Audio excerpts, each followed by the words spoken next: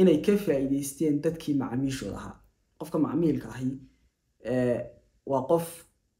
mar walba raadinaya shaygan uu iibsanaya inuu faa'iido soo geliyo, inuu qiimo noloshiisa u yeelo, value inuu yeelo, qiimo u yeelo. dadkii macaamiisha ka faa'iideysan marka qofka macaamilka wax shaygan qiimo markuu noloshiisa u yeelo wuxuu doon isku dayayo inuu ka falceliyo shaygii. السلام عليكم ورحمة الله وبركاته. كلنتو ونكسن إذا الهانتي الملك استجوبتان وحن ندير رجينا أين سكنا طن عفنا طن كسر هذا برنامج كلي بيزنس تاك أنا كجو رمجني أرمى نقالها أرمى قناصية يا حيابي الله المال. برنامج كنا وبرنامج أنتي هرولوس ساعتين قلت لك قلنا كجو رمنا كفلان قينا قناصية ده يا نقالها يا حيابي الله ميدا. ما أنت إن شاء الله تعالى وحن نقول شيء كيسان دونا وحلو يقانو شركة لو يقانو ستينلي كابس. ستينلي كابس وشركة صوصارتا أجابكم فلاسة لو إنه قايم نقانو سوماليهم فلاسة بينو نقانو وين فيليا براشدنا سومالي دويترادا وأجابكم لو قاتو hot drinks iyo cold drinks cabitaanada qabow iyo cabitaanada kulul lagu qaato. shirkadaasi waa shirkad fac weyn runtii kamida shirkadaha ka soo talaabay qarniga. waa shirkado yar oo fara ku tirisa oo la tirin karayo ayaa qarni ka soo talaaba. iminka waqti xaadirkan la jooganayo small businesses ku markay bilowmayaan wax inta decade ka talawda 10 sano inta ka talawda way yar yihiinba. marka waxay ka mid tahay shirkadaha fara ku tiriska ay ka talaabay qarni. waxa la aasaasay 1913 ayaa la aasaasay Phil William Stanley Jabni leeyahay aasaasay shirkada fariisinkeeda waa Mareykan. waxaana soo saartaa buraashadaha iminka tan waa buraashad inagu buraashad baynana falaasan doona u kaysa ay soo saartaa. Stanley Cabs falaasadaheeda buraashadaha ay soo saarto sanadkii mar bay soo saartaa design kala duwan iyo nashqadooyin kala duwan. Cuba loo galaa waa lagu tartamaa. maxaa hadaba ka dhigay falaasadaheeda so special? maxaa ka dhigay wax khaas ah, wax dadku wada jecel yihiin? maxaa ka dhigay waxa ka dhigay waxa isticmaashaa istaraatiijiyad marketing oo aad iyo aad u wanaagsan. Kambaniguna horey uga soo hadno istaraatiijiyadu waxay ka mid tahay waxyaabaha laf dhabarta oo ah inuu kambanigaas uu kambani waara noqdo. marka ay shirkadaha qarni ka soo talaabay waa far ku tiris, waa shirkado, waa sharikaad leh system iyo istaraatiijiyad fadhida oo qof kasto yimaada, every CEO oo yimaada, chief executive kasto yimaada, qof kasto shirkada maamulaya, qof kasto shaqaale shirkada yimaada uu ku dhaqmi karayo. wax isbedeli karo la bedeli karayo, laakiin waa inay system iyo value iyo waxyaabaha ay shirkadaas u taagan tahay inay jirtaa. waxyaabaha cajiibka shirkadan leedahay waxa kamid ah falaasadihii 1993 1930 la isticmaalay 1913 la isticmaalay ilaa hatta aan waa trend waa la isticmaalaya. hatta waxa la sheegay 2019 waxay soo saartay feershanadii ay isticmaalayeen awowayaashood. dadna social media hooda ay barahay bulshada soo dhigeen commentiyada falcelinihii kaga imanayay waxa noqdeen in ay noqdaan falcelin aad iyo aad u sareeyo, dadku inay xiisaynayaan commentiyada ay wadaagayeen shirkada ay u soo booskareeyeen waxa kamid ah inay aad iyo aad u xiisaynayaan falaasadii ugu isticmaali jiray inay maanta iyaguna isticmaalayaan mid lamid ah. Stanley Cabs waxyaabaha aynu ka barayno waxa kamid ah ganacsiga wax baa laga bartaa. waxaan soo qaaday McDonald's waxyaabaha laga baranayo qaabka uu shaqeeyo. Stanley Cabs waxa laga baranayaa marketing strategy-deeda, marketing strategy aad iyo aad u fiican, suuqgeynteeda, alaabtooda si suuqeeyaan oo si aad iyo aad qurux badan. waxyaabaha isticmaalaan waxa kamid ah waxaan ka soo qaadaynaa afar qodob, afar hab marketing strategy isticmaalaan. ta ugu horeysa waxa weeyaan waxay sameeyeen wax loo yaqaano consumer target. macmiilkoodu waa cayiman yahay, way yaqaanaan cidda ay u adeegayaan. markaad ganacsi ku jirtid haddaad garanaysid cidda aad u adeegaysid, cidda aad wax ka iibinaysid ay ku cayiman tahay, ay ku xadidan tahay, isla markaana aad garanaysid shayga aad iibinaysid oo aqoon u leedahay, waxa fududaanaysa qaabkii aad u iibin lahayd si rafud baad u iibin karaysaa. consumer target-keedii waxay ka dhigatay Stanley Cabs maadaama buraashaduhu ay yihiin ama falaasaduhu ay yihiin wax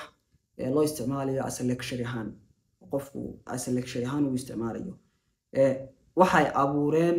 baahida loo baahanayo Stanley Cabis ama falaasadooda baahida ku kalifayso qof customerka inuu soo adeegto marka macmiilkoodii way xadideen macmiilkoodina waxay ka dhigeen laba macmiil bay samaysteen laba target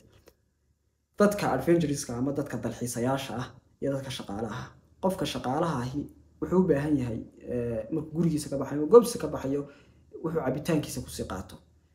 qofkii hot drinks raba iyo qofkii cold drinks labadaba kii raba inuu heli karayo hadhow muddo ka bacdi 3-4 saac ka bacdi markuu break time ka baxayo wuxuu isticmaali karayo consumer-keedu markaa way specific gareeyeen marka waxay ogaadeen cid ay u adeegayaan yihiin dadka adventureska iyo dadka laborka iyo dadka shaqaalaha waxa uu fududaatay marka qaabkii ay u iibin lahaayeen waxa iibinayaan way garanayaan qodobkaas waa qodob marketing strategy ay isticmaaleen Stanley Cabis waxyaabaha kale ay isticmaaleen waxa kamid ah qodobka ay isticmaaleen waxa kamid ah wax loo yaqaano social listening waxa ay dhageysteen macmiilkoodii iyo bulshadii bay dhageysteen taas maxay sababtay in macmiilkii marka ay target gareeyeen ay specific gareeyeen in macmiilkii qaabka uu doonayo qofka adventureka qofka travelka wuxuu jecel yahay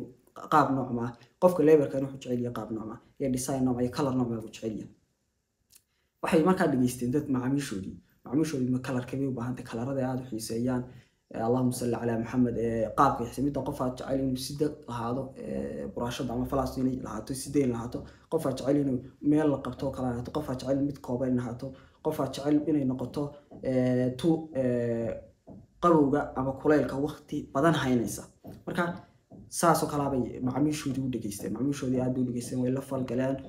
waxayna soo saareen markaas waxay u sabtay in innovation-koodu inuu noqdo innovation aad iyo aad u sareeya xad ay gaadheen in sida maanta Apple oo kala telefoonada markay series ka soo saarayso saddexda series markay soo saarayso waxa loo galaa waa la sii booking gareystaa xad bay gaadheen buraashadahoodii la sii booking gareysto taas waa qodobka saddexaad ay sameeyeen marketing strategy saddexaad ay sameeyeen waxa weeye wax loo yaqaano influencer and affiliate marketing inay ka faa'iideystaan dadka saamaynta kule baraha bulshada ama bulshada dhexdeeda dadka saamaynta kule inay ka faa'iideysteen dadkii bulshada saamaynta ku lahaa inay ka faa'iideysteen sidoo kale waxa loo yaqaan affiliate marketing affiliate marketing waxa weeyaan qof shirkadii ka dhex baxsan oo markaa social media isticmaalaya ama bari bulshada isticmaalaya inuu product-goodii u xayasiiyo alaabtoodii inuu xayasiiyo kadib ay commission qofkaas ku lahaado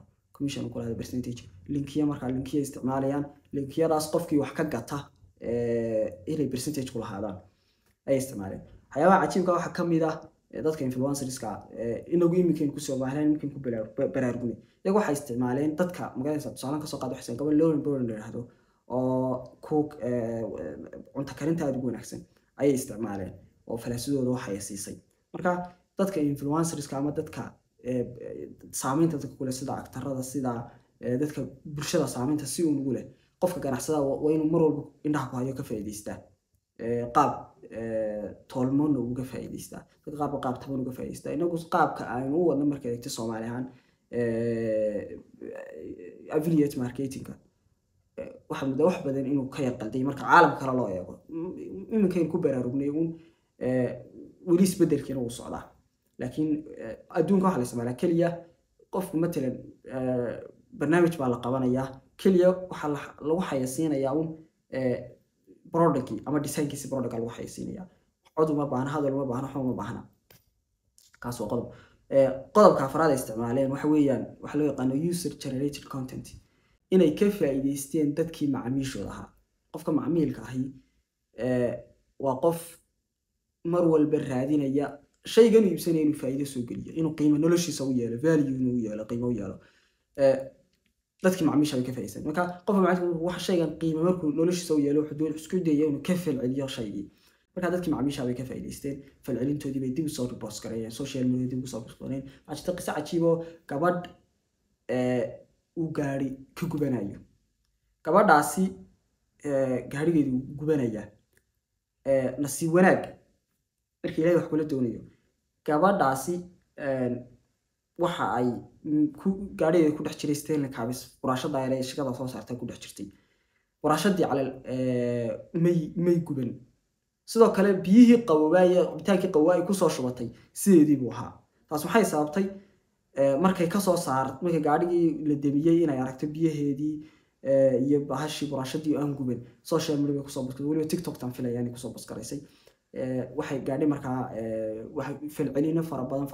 badan ayaa laga sameeyay campaign-giina credibility-giisa baa kor u qaadmay